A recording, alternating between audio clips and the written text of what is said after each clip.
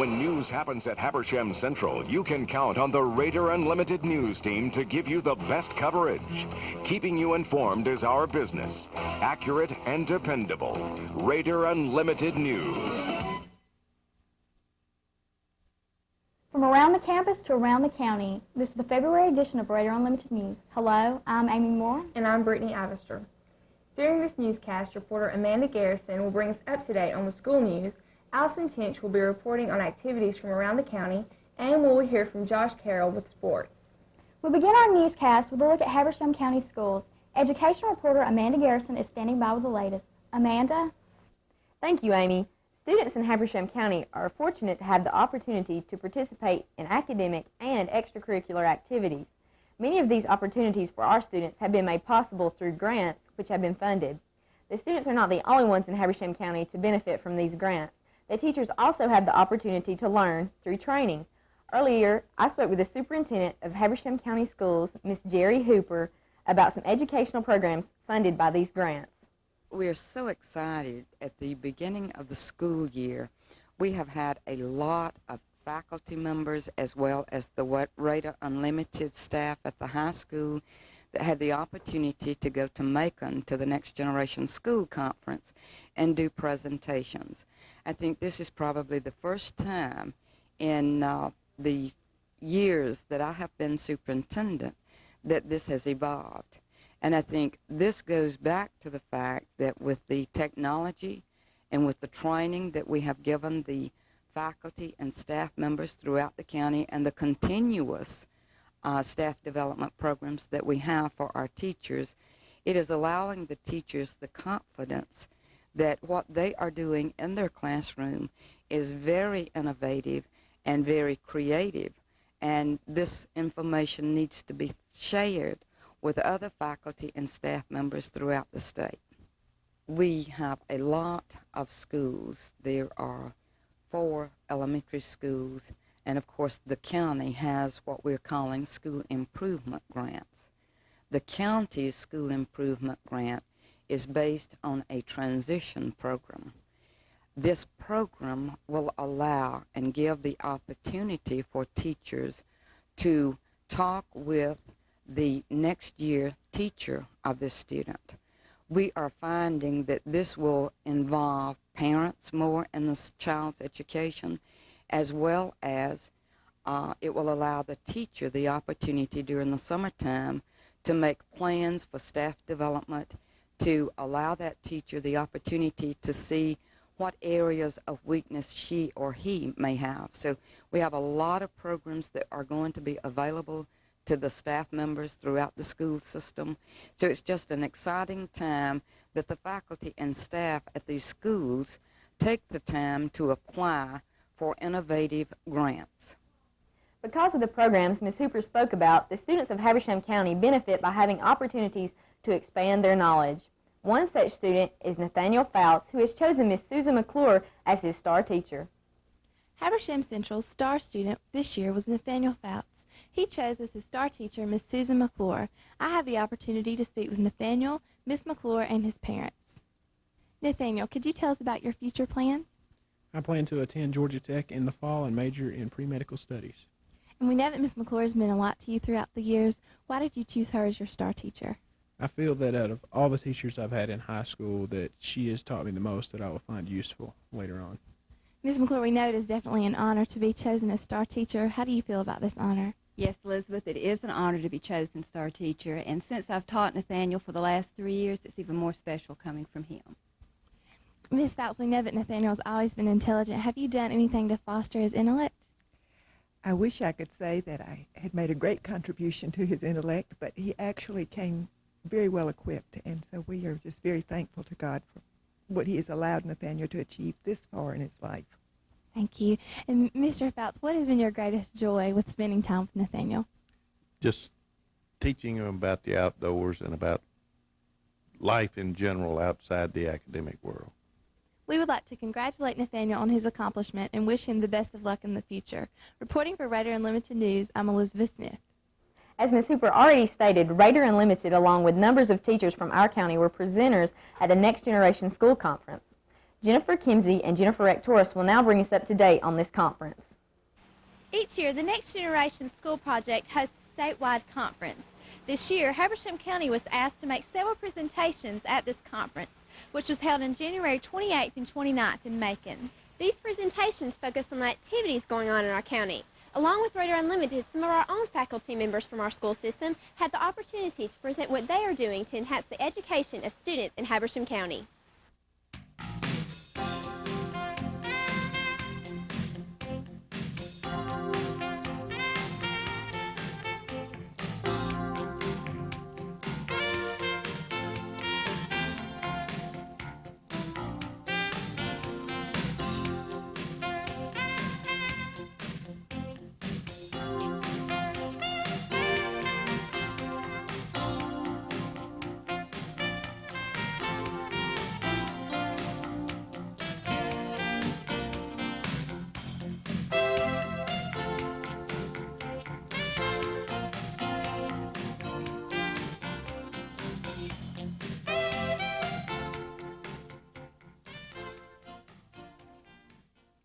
Reporting to you from Macon, Georgia, I'm Jennifer Kimsey. And I'm Jennifer Rectoris. Now we go to Brandy Schubert and Brandy Watson, who have a look at the dirt at the new outdoor classroom at North Habersham Middle School. Hi, I'm Brandy Schubert here at North Habersham Middle School, where today our 7th grade students will be making our outdoor classroom more like an indoor one.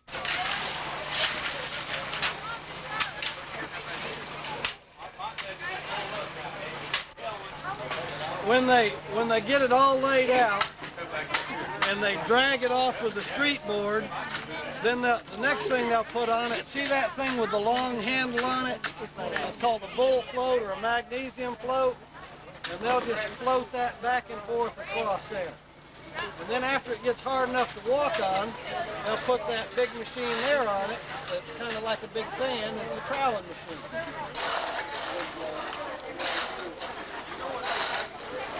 Dale, could you tell us a little bit about what y'all learned from Otter Construction? Well, Mr. Otter, he showed us how to pour cement, level the rocks out here, and we've just been doing a bunch of work helping the school.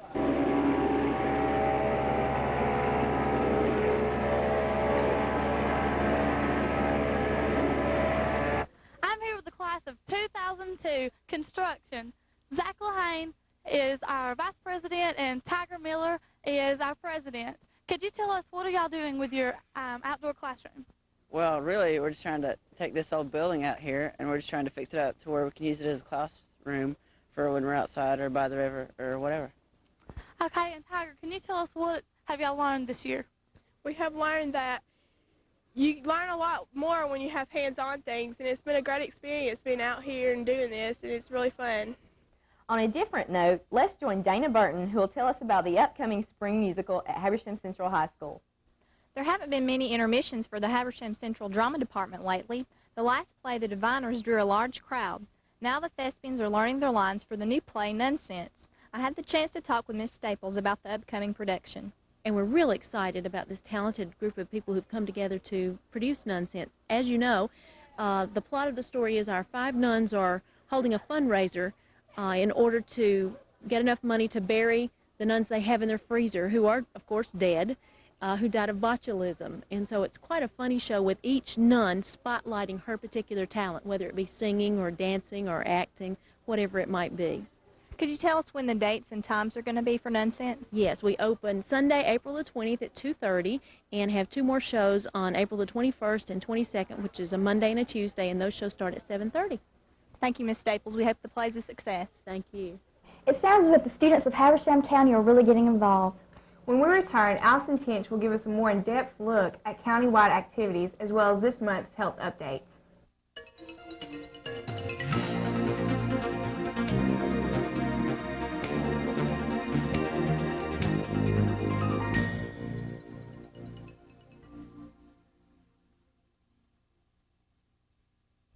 Joining us now is reporter Allison Tinch with Around the County News. Thanks, Brittany and Amy. Piedmont College's chorus has been entertaining the community for several years with their stellar performances, and now it seems they have a unique opportunity to spread the enjoyment even further outside the community and to continue the enjoyment after the public performances have been completed. To find out how this will be possible, We'll turn now to Daniel Stafford, who has an interview with the choir director at Piedmont. I'm Daniel Stafford, reporting to you from Piedmont College, where earlier I spoke with Dr. Wallace Henson, the choral director here at the college, for some information about an exciting project for his department. Well, the school was very generous to give us some money to do some recording, and we recorded the Piedmont Chorale, which is the 100-voice choir with orchestra performing a Mozart Mass. And then the next year, we recorded the chamber singers in a studio in Atlanta of some shorter choral works, and we put them all on a CD. And where could one go to purchase the CD? They're available in the college bookstore, and they're also available through the music department. They'll call Stephanie Wellborn at 776-0113. Okay, and do you have any concerts or anything, programs coming up that you'd like our viewers to know about? Yes, we have a concert in April, the Mendelssohn Symphony No. 2, called Hymn of Praise, with orchestra and chorus and soloists. And the chamber singers are performing this coming Sunday at Clarksville Presbyterian Church and April 6th at First Baptist Church, Cornelia.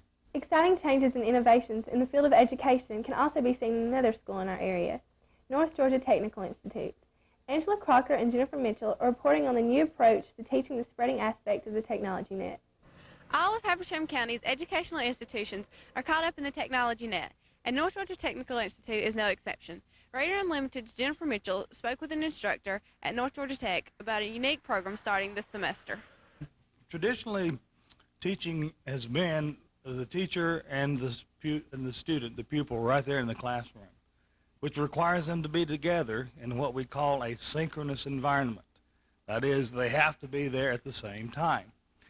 Today, we have the opportunity, using the internet, to eliminate the requirement for that synchronous environment and providing a media-rich method of learning. It's a completely different approach, and we're very excited about it, and we think it's going to be even more useful in the future. You know, today, people change jobs 4 or 5 times in a lifetime, when before it was only 2. And each time they change job, they're going to have to be retrained. This is an easy, convenient way to be retrained using what we have in today's multimedia. And we're really, really excited about it. Education rightfully occurs within the schools in our area, but another institution feels its role in educating the people is important too. Habersham County Medical Center is doing just that during the month of February, which happens to be National Heart Month. HCMC is doing its part in the fight against heart disease. Recently, I spoke with Mr. D. Dillon, the Director of Business Development at Habersham County Medical Center, who commented on how Heart Month affects us not only during the month of February, but throughout the year. February is usually associated with Valentine's Day, but more importantly, February is National Heart Month.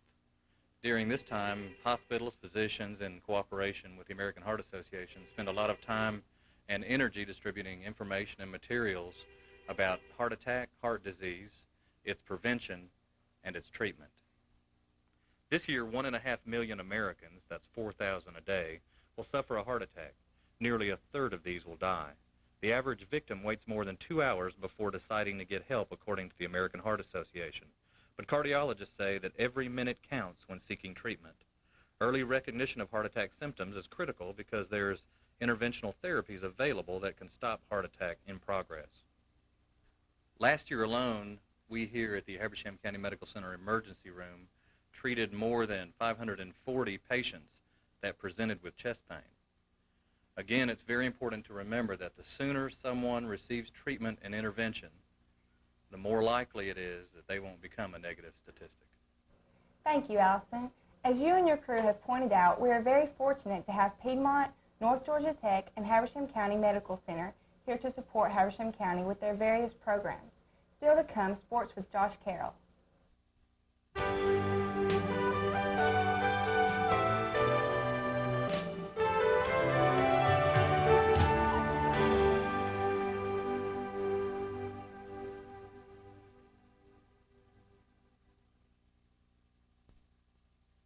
It's that time of year again, when the basketballs are stored away, the wrestling mats are rolled up, and preparations for the spring sports begin.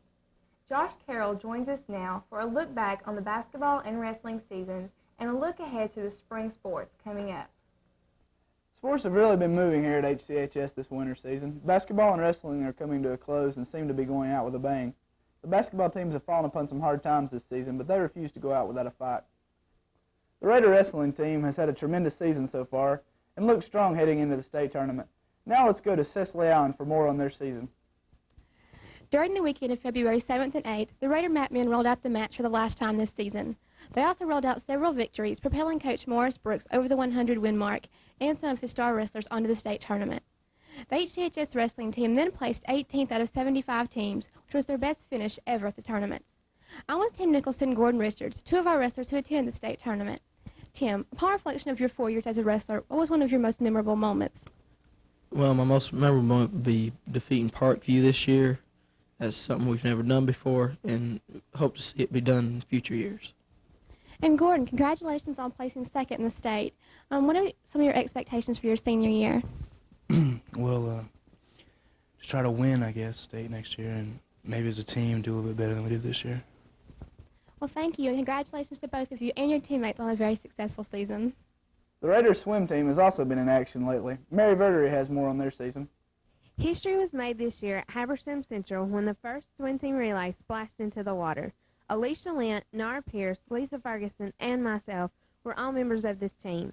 The 3 senior swimmers, Alicia Lent, Lisa Ferguson, and myself, have all been swimming individually for many years. Nara Pierce, a freshman, has also been swimming competitively for many years. With the winter sports now coming to a close, we're quickly making way for the spring sports, with athletes now going through conditioning. Tennis, baseball, soccer, and track are all working toward outstanding seasons. Allison McKay has our first report on Raider tennis. The tennis team at Habersham Central began conditioning on January 21st, with practice on the courts beginning the first week of February. Coach Glenn Jones takes a look at an exciting season. Yeah, Coach West and I are looking forward to the season. We start the varsity season on March the 6th, traveling down to Central Gwinnett. We have actually 3 straight road trips. We go to Central Gwinnett on March the 6th, Parkview on March the 7th, and Burtmore on March the 10th. But that's all the sub-region road trips we have. We play, of course, the same region schedule, sub-region schedule that the basketball and football teams and so forth play. And it's a tough schedule. We play against a lot of country club kids, unfortunately, who get a lot of professional training, but we go out and work hard, and we have a lot of success against them. We play in Oconee County this year, Stevens County, Raven Gap. The JV team will be playing 2 matches with Oconee County and 2 matches with Clark Central, and we're trying to work up another match or 2 for them. The junior varsity and varsity players will get to participate in the Lanier tournament in Gainesville, March 13th, 14th, and 15th, which now I think called the Philip Holcomb Memorial Tournament or something. But this tournament's been around since about 1970 or 69, somewhere in that range. And then the region tournament we played this year, possibly at the same site where the Olympics were played, at the International Tennis Center at Stone Mountain. So that's something we're looking forward to, our players possibly having a chance to play where the world greats got to play. The Raider baseball teams have already taken the field to loosen up their arms and heat up the bats. Christy Torgerson has more about Raider baseball. With a crack of a bat, Raider baseball season begins on March the 6th. The baseball team, led by coaches John Krippner and James Buchanan, have begun practicing for a winning season. We want to wish the best of luck to all the baseball players on their first game, March the 6th. Be sure to come out and support our Raider team. The Running Raiders have already taken the field to prepare for their first game on March 3rd. Now let's go to Devin Grinstead with information on the upcoming soccer season. The field behind me may seem vacant now, but in a few short weeks, the Raider and Lady Raider soccer teams are going to kick off their 97 seasons. Now let's go to Lori to see what the coach's outlook is for their teams. Coach Brooks, what are your goals for the Lady Raiders this soccer season, and how do you plan to go about achieving them? We're going to start out by making the season fun, and we're going to continue to have fun. We're going to try to knock out as many games as we can, beat last year's record, which that'll be a plus for sure. And we're just going to work hard and be real excited about the season and attack it with all the vigor we can, and we hope we'll have a good season, and I know we will. Coach Johnson, what's in store for the soccer fans this year? A lot of fast-paced action, a lot of contact, a lot of physicalness, a lot of excitement. So come out and spend your $3 and watch the fireworks. Track is a sport at Habersham Central that is looking to prosper this season. With many returning seniors, they look to have a good showing. Jennifer Rectors has more on Raider track. The Habersham Central Raider track and field teams are officially up and running. On February 6th, approximately 50 athletes reported to the first meeting of the year. Raider track coaches were amazed at the turnout and are looking forward to a successful season. On February 24th, the Raiders begin to run and get themselves ready for their first meet on March 13th against Rabun County here at Raider Stadium. With 8 home meets, there are plenty of opportunities for the public to come out and support our Raider teams. Don't miss out, and back to you in the newsroom. Some athletes at Habersham Central have been given various scholarship opportunities from state and local colleges. Kelly O'Mary has more. We have many talented athletes at Habersham Central. Because of their outstanding performances on the field, 2 of our star football players have been recruited and have signed written letters of intent. Corey Strange with West Georgia and Lance Black with Troy State. Both young men are following family traditions. Toby Strange, Corey's uncle, is, as a junior, starting quarterback for the West Georgia Braves.